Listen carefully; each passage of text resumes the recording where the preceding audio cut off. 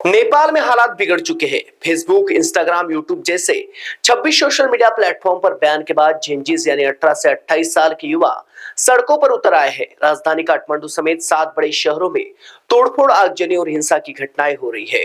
हालात इतने बेकाबू हो गए कि अब तक 20 लोगों की मौत हो चुकी है और 400 से ज्यादा घायल है।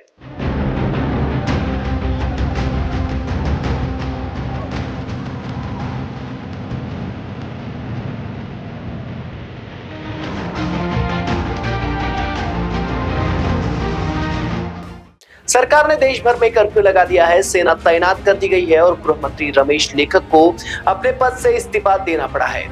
नेपाल सरकार ने 3 सितंबर 2025 को फेसबुक, इंस्टाग्राम, यूट्यूब समेत 26 सोशल मीडिया साइट्स पर बैन लगा दिया। दरअसल सुप्रीम कोर्ट के आदेश के बाद नेपाल सरकार ने सभी सोशल मीडिया कंपनियों को लोकल रजिस्ट्रेशन कराने, लोकल ऑफिस खोलने और गलत कंटेंट हटाने के लिए लोकल अधिकारी नियुक्त करने का आदेश दिया था। इसके अलावा कंपनियों को सरकार के साथ यूजर डेटा शेयर करने और कानूनी नोटिसों का जवाब देने की शर्तें भी माननी थी। कंपनियों को लगा कि यह शर्तें बहुत सख्त है और नेपाल जैसे छोटे मार्केट के लिए खर्चीली और अव्यवहारिक है, इसलिए तय सीमा 2 सितंबर तक उन्होंने रजिस्ट्रेशन नहीं कराया और नतीजा यह हुआ कि 4 सितंबर को सरकार ने इन सभी प्लेटफॉर्म को बैन कर दिया। टिकटॉक और वाइबर जैसी कुछ कंपनियों ने नियम मान लिए, इसलिए वे चालू है, लेकिन फेसबुक, यूट्यूब, इंस्टाग्राम और व्हाट्सएप पर रोक लगा दी गई है। बैन के खिलाफ सबसे ज्यादा नाराज जेनजी है। इन युवाओं का कहना है कि सोशल मीडिया इनके लिए अभियुक्त माध्यम है, पढ़ाई लिखाई का साधन और रोजगार का जरिया है। जैसे ही प्लेटफॉर्म बंद हुआ, छात्र, स्टार्टअप और क्रिएटर्स ने विरोध करना शुरू कर दिया। सोमवार सुबह राजधानी काठमांडू में 12,000 से ज्यादा प्रदर्शनकारी संसद भवन तक पहुंच गए। पुलिस ने रोकने के लिए पहले आंसू गैस और वाटर कैनन का इस्तेमाल किया। भीड़ न थमी तो फायरिंग हुई। कई प्रदर्शनकारी बैरिकेड्स तोड़कर अंदर घुस गए और आगजनी की। अब तक की रिपोर्ट्स के मुताबिक 20 लोगों की मौत हो चुकी है, 400 से ज्यादा लोग घायल है। इटारी में 2 लोगों की मौत की पुष्टि हुई है। प्रदर्शनकारियों का आरोप है कि पुलिस ने घुटनों के ऊपर निशाना लगाकर अंधाधुंध गोलीबारी चलाई।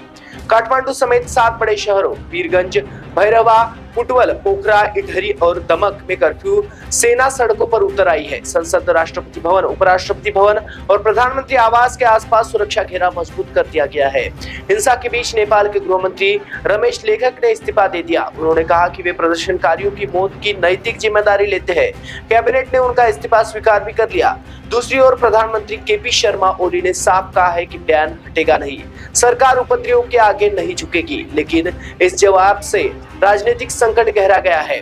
सत्तारूढ़ गठबंधन में शामिल नेपाली कांग्रेस ने बैन हटाने की मांग की। विरोध में कांग्रेस के मंत्री कैबिनेट मीटिंग में वॉकआउट कर गए। अब पीएम ओली ने गठबंधन को बचाने के लिए इमरजेंसी बैठक बुलाई है। नेपाली सरकार ने 9 और 10 और 11 सितंबर को होने वाली सभी परीक्षाएं स्थगित कर दी गई। कई सरकारों में अगले 2 दिनों तक स्कूल और कॉलेज बंद रखने का ऐलान भी कर दिया गया है। इस प्रकार की विकट परिस्थिति अभी नेपाल में आ चुकी है। नेपाल में हालात बिगड़ चुके हैं। फेसबुक, इंस्टाग्राम, यूट्यूब जैसे 26 सोशल मीडिया प्लेटफॉर्म पर बैन के बाद जेनजीज यानी 18 से 28 साल के युवा सड़कों पर उतर आए हैं। राजधानी काठमांडू समेत 7 बड़े शहरों में तोड़फोड़, आगजनी और हिंसा की घटनाएं हो रही है। हालात इतने बेकाबू हो गए कि अब तक 20 लोगों की मौत हो चुकी है और 400 से ज्यादा घायल है। सरकार ने देश भर में कर्फ्यू लगा दिया है, सेना तैनात कर दी गई है और गृह मंत्री रमेश लेखक को अपने पद से इस्तीफा देना पड़ा है।